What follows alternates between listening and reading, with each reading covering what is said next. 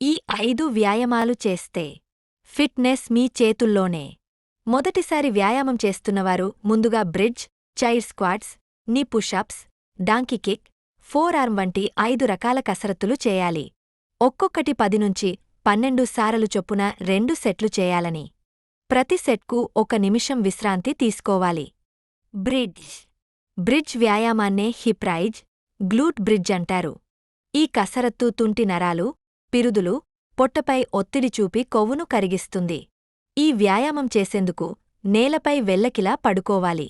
అరచేతులను కిందివైపు ఉంచి మీ చేతులు నిలువుగా చాచాలి.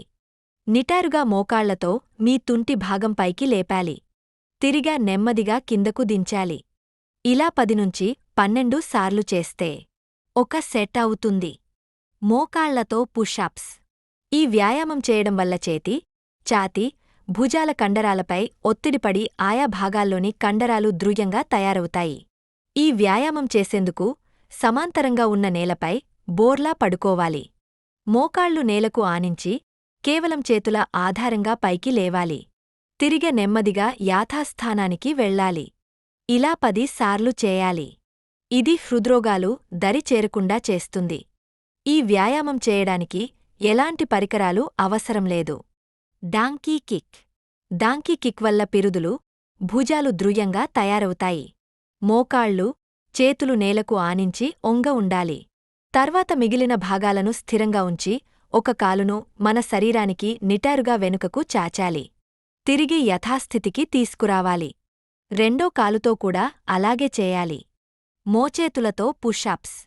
మోచేతులతో పుషప్స్ తీయడం శరీరంలో అన్ని భాగాలపై ప్రభావం చూపుతుంది. ప్రతి అవయవానికి రక్త సరఫరా బాగా జరిగేటట్టు చేస్తుంది. బోర్లా పడుకొని మోచేతులు, పాదాలపై శరీరాన్ని మీదకు లేపాలి. తిరిగె నెమ్మదిగా యథాస్థితికి రావాలి.